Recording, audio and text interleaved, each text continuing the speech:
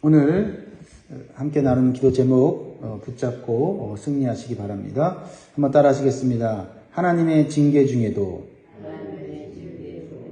기도만은 포기하지 않게 하시고 하나님의 긍휼을 얻게 하소서. 아멘. 하나님께서 진노하시면 무섭습니다. 하나님께서 한번 심판을 작정하시면 살아남을 수 있는 사람이 아무도 없습니다. 오늘 본문이 그것을 보여주고 있어요. 22절, 주께서 내 두려운 일을 사방에서 부르시기를 절기 때 무리를 부름같이 하셨나이다. 여호와께서 진노하시는 날에는 피하거나 남은 자가 없나이다.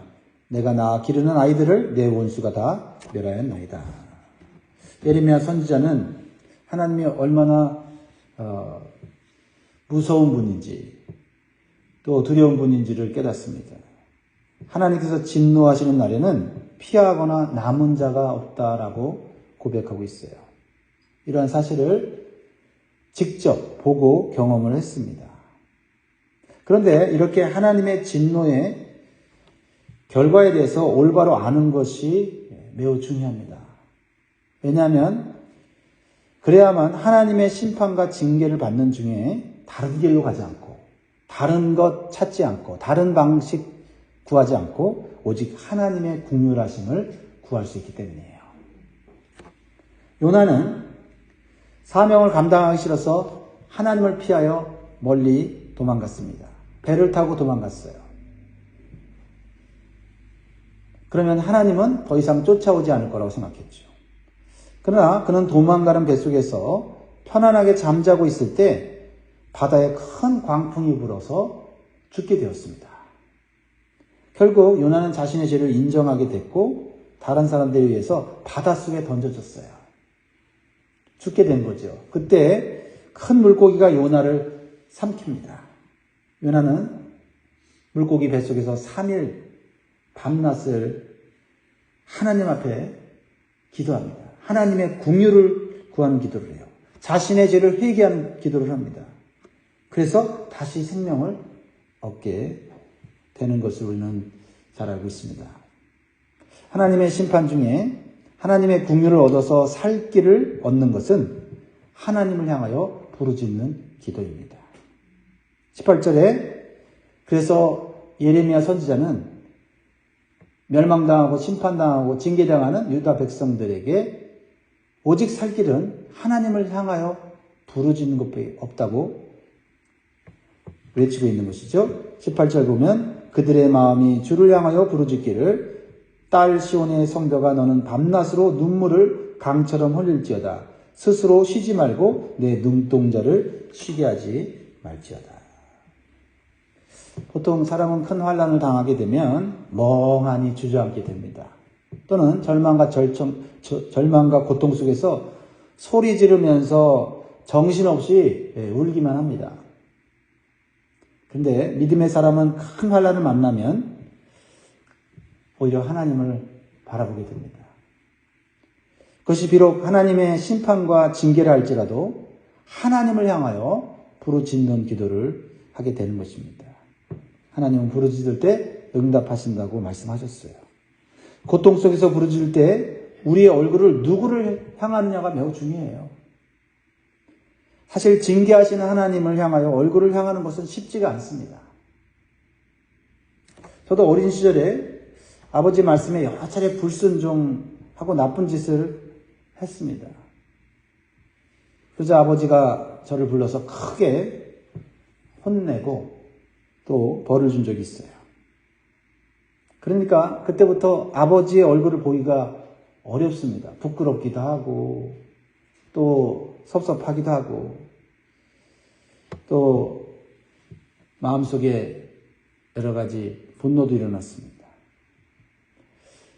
그러니까 그때부터 아버지의 얼굴을 보기가 불편하니까 자꾸 아버지의 얼굴을 피하는 거예요. 아버지가 계실 만한 곳에는 가지 않아요. 그러다 보니까 그 어린 시절의 삶이 너무 힘든 거예요. 아버지의 관계가 끊어지니까요. 결국 이렇게 살아서는 안 되겠다 하고 용기를 내어서 그래도 아버지가 나를 사랑하시고 용서하시겠지 하는 마음으로 찾아가서 내가 무엇을 잘못했는지를 고백하고 다시는 나쁜 짓을 하지 않겠다고 용서를 구하고 결심을 하니까 아버지께서 긍휼을 베푸시고 용서해 주시고 다시 아버지의 관계가 회복되어 아버지의 은혜 가운데서 평안한 삶을 살았던 기억이 있어요. 그래서 예레미야 선지자는 지금 큰 죄를 짓고 멸망당하고 있는 유다 백성들을 향해서 주저앉아 있지 말고 넋놓고 있지 않지 말고 하나님을 향해 눈물로 부르짖는 기도를 하라고 촉구하고 있는 거예요. 유다 백성들이 지금 원수인 바벨론 나라에서 고통을 당하고 포로로 잡혀갔지만 이것은 하나님의 징계인 것을 알기 때문에 다른 방법으로는 해결할 수 없고 오직 하나님의 긍휼을 구하는 기도를 해야만 해결된다는 것을 가르쳐 주는 겁니다. 좀 더 구체적으로 예레미야는 하나님의 진노 중에 하나님의 긍휼을 얻을 수 있는 기도는 눈물로 드리는 철저한 회개 기도라는 겁니다. 그렇죠? 그 눈물을 하나님을 향하여 흘리는 거죠. 그러는 단순히 고통과 슬픔 속에서 눈물을 흘리는 것이 아니에요. 우리의 눈물은 하나님을 향한 눈물이어야 돼요. 내 죄를 통해 자복하는 눈물이어야 하는 것입니다. 그리고 19절에 구체적으로 어떻게 기도해야 되는지를 가르쳐주고 있어요. 오늘 이것을 마음에 새기면 좋겠네요. 19절 같이 있습니다. 19절 시작. 초저녁에 일어나 부르짖을지어다. 내 마음을 주의 얼굴 앞에 물쏟듯 할지어다. 각 길 어귀에서 주려 기진한 내 어린 자녀들의 생명을 위하여 주를 향하여 손을 들지어다 하였도다. 먼저 초저녁에 일어나 부르짖으라고 권면하고 있어요. 초저녁은 어떤 시간대죠? 하루 종일 모든 일과를 끝내고 난 후에 피곤한 육체를 쉬는 때죠. 그래서 초저녁에 일어나 부르짖는 기도를 하는 것은 하나님의 긍휼하심을 얻기 위해서는 내 육체의 편안함을 포기하고 잠자는 시간을 줄여서라도 기도해야 한다는 거예요. 그리고 모든 것을 내려놓고 오직 기도에만 집중하라는 겁니다. 다른 것으로는 하나님의 징계를 해결할 수 없다는 거죠. 그만큼 간절하고 절박한 심정으로 모든 것을 하나님께 맡기고 기도하라는 겁니다. 어떤 성도들은 위기 속에 있으면서도 기도를 위해서 시간을 내고 기도를 하기 위해서 다른 것을 포기하는 것을 못할 때가 있어요. 여전히 자신의 방식대로 문제를 해결하려고 분주한 거지요. 그러면 하나님의 긍휼하심을 얻을 수가 없습니다. 두 번째로 내 마음을 주의 얼굴 앞에 물쏟듯 하라는 기도를 하라고 말하고 있어요. 마음을 물쏟듯이 하는 기도는 어떤 기도인가? 마음속에 있는 모든 죄악을 핑계대지 말고 변명하지 말고 다 쏟아내는 거예요. 여러분 그릇에 있는 물을 쏟으면 어떻게 되죠? 여기 그릇에 있는 물을 쏟으면 어떻게 해요? 남김없이 다 쏟아집니다. 물이 쏟아지다가 또 멈추지도 않아요. 다 쏟아지는 거예요. 그런 기도가 있다는 거예요. 그런 기도가. 내 안에 있는 죄악과 죄악의 찌꺼기와 상처와 쓴뿌리까지 다 그죠? 쏟아내야 하는 거죠. 다른 표현으로는 내 마음을 토해내라는 말이죠. 여러분 좀 지저분한 얘기지만 우리가 속에 있는 걸 토해내면 나중에 토할 것이 없으면 어떻게 나와요? 뭐가 나와요? 노란 쓴물까지 나오지 않습니까? 먹지도 않은 것까지 나오는 걸 경험하죠. 그랬을 때 참 고통스럽지만 또 한편으로는 속이 확 시원하지 않습니까?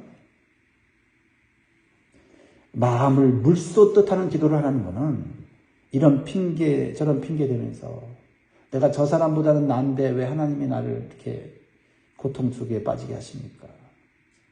하면서 내 머리로 계산하면서 하는 기도가 아니라 철저하게 내 속에 있는 모든 것을 다 쏟아내는 기도, 낱낱이 고백하는 기도가 하나님의 긍휼하심을 입는 기도다라는 것입니다. 세 번째는 손을 들고 기도하라고 권면하고 있어요. 손을 들고 기도하라. 손을 든다는 것은 먼저 항복한다는 의미를 갖고 있어요. 내가 누구한테 항복하느냐가 중요하죠. 그렇죠? 원수에게 항복하는 게 아니에요. 세상에게 항복하는 게 아니에요. 내가 하나님 앞에 항복한다는 거. 내가 패배했고 실패했다는 것을 인정하는 거예요. 내 힘으로는 아무것도 할 수 없다는 것을 표현하는 것이 손을 드는 거예요. 그리고 손을 든다는 것은 자격은 없으나 은혜를 베풀어서 살려달라고 하는 애원을 하는 거예요.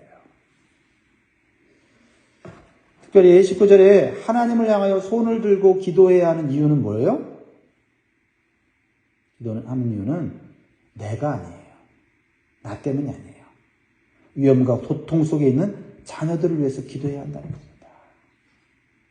19절 중반절 이후로 보면 각계를 어귀에서 줄여 기진한 내 어린 자녀들의 생명을 위하여 주를 향하여 손을 들지어다 하였도다. 여러분, 어린아이들이 무슨 죄가 있습니까? 어른들이 잘못했어. 어른들이 죄를 짓고 어른들이 싸우고 어른들이 잘못된 삶을 살았기 때문에 결국 어린아이들이 고통당하는 거 아니에요? 그렇죠? 오늘날 우리 시대도 그렇지 않습니까?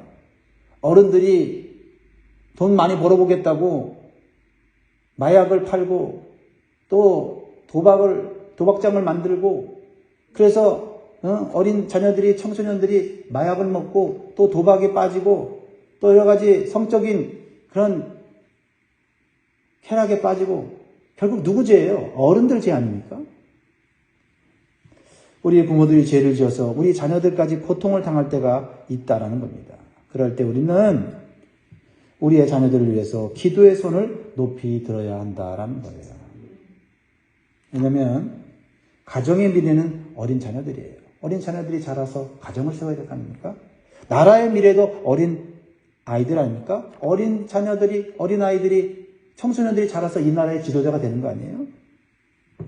그래서 어린 자녀들이 죽으면 가정도 나라도 미래가 없는 거예요. 부모가 죽어도 다음 세대가 믿음의 자손으로 남아 있어야 계속해서 하나님의 은혜와 축복을 받을 수 있다라는 겁니다. 그래서 예레미야는 비록 우리가 하나님께 범죄하여서 이렇게 징계받고 멸망하게 됐지만 우리 자녀들은 우리가 하나님을 올바로 못 가르쳐서 이렇게 같이 멸망당하는데 하나님 이 어린 자녀들만큼은 살려주옵소서. 하나님은요 어린아이들에 대해서는 특별한 마음과 감정을 가지고 보게 돼요. 예수님도 보면 천국에 들어가는 자를 비유할 때 어린아이로 비유하셨고 어린아이들이 내게 오는 것을 금하지 말라고 했습니다. 그러므로 우리는 손을 들 때 나만 살겠다고 손을 들면 안 돼요. 어쩌면 내가 죽어서라도 내 자녀들이 다음 세대들이 하나님을 믿고 하나님의 은총을 받는 나라를 세우고 가정을 세우도록 기도해야 되겠지요. 네 번째로는 하나님께 긍휼을 얻는 기도는 우리가 당하는 고통을 낱낱이 고백하는 거예요.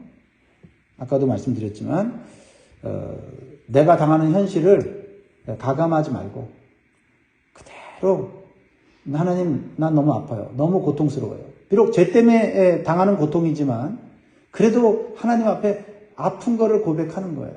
그럼 하나님은 우리가 죄 때문에 어쨌든 매를 맞아도 우리가 아파하고 괴로워하고 힘들어하면 긍휼히 여기시거든요. 20절 보세요. 여호와여 보시옵소서. 주께서 누구에게 이같이 행하셨는지요. 여인들이 어찌 자기 열매 곧 그들이 낳은 아이들을 먹어오며 제사장들과 선지자들이 어찌 주의 성소에서 죽음을 당하오리까. 하나님께서 우리가 당하는 고통을 이미 알고 계세요. 그러나 우리가 왜 고통당하는지를 알기 원하세요. 그래서 우리가 너무 고통스러워서 그것을 하나님께 낱낱이 고백하면서 우리의 죄악이 얼마나 큰지를 깨닫고 고백할 때 하나님은 긍휼을 베풀어 주셔서 회복의 은총을 주실 줄 믿습니다. 다섯 번째는 하나님의 긍휼이 없는 상황에서도 하나님의 긍휼을 바라볼 수 있는 믿음이 있어야 됩니다. 이것이 참 중요하다고 생각해요. 21절 봅시다. 늙은이와 젊은이가 다 길바닥에 엎드러져 싸우며 내 처녀들과 내 청년들이 칼에 쓰러졌나이다. 주께서 주의 진노의 날에 죽이시되 긍휼히 여기지 아니하시고 도륙하셨나이다. 하나님께서는 징계하실 때 빈틈이 없이 철저하게 심판하십니다. 하나님을 믿는 자녀랄지라도 죄를 짓고 회개치 않으면, 그리고 하나님 오래 참으시다가 징계하실 때는 빈틈이 없으시고 철저하세요. 그래서 하나님이 긍휼이 없는 것처럼 느껴져요. 하나님이 나를 이제 버린 것처럼 느껴집니다. 그러나 그런 감정, 그런 느낌이 들어도 바로 그때가 믿음을 갖고 하나님의 긍휼하심을 구할 때다라는 거죠. 예레미야를 통해서 배우게 돼요. 오직 나와 내 자녀들의 생명이 하나님께 달려있다는 것을 믿음으로 기도할 때 하나님은 긍휼을 베풀어 주는 거죠. 그러니까 징계 중에도 하나님의 긍휼하심이 있다 믿고 기도를 포기하지 않는 거예요. 하나님 나 버렸는데 내 마음대로 살 거야. 하나님 없어 부정하고 그냥 사는 게 아니라 포기하지 않고 하나님의 긍휼하심을 끝까지 구하는 거죠. 이러한 믿음의 기도로 다시 회복한 사람이 하박국 선지자예요. 하박국 선지자도 이해할 수 없는 하나님의 징계가 임했을 때 하나님께 원망했어요. 그러나 기도 속에서 하나님의 징계가 의롭다는 것을 고백하게 되고 자신의 죄를 회개합니다. 그러면서 이렇게 고백하죠. 하나님, 징계받는 게 마땅합니다. 그러면서 하박국 3장 2절 하반절에 보면 진노 중에라도 긍휼을 잊지 마옵소서 라는 기도를 하게 됩니다. 진노 중에라도 긍휼을 잊지 마옵소서.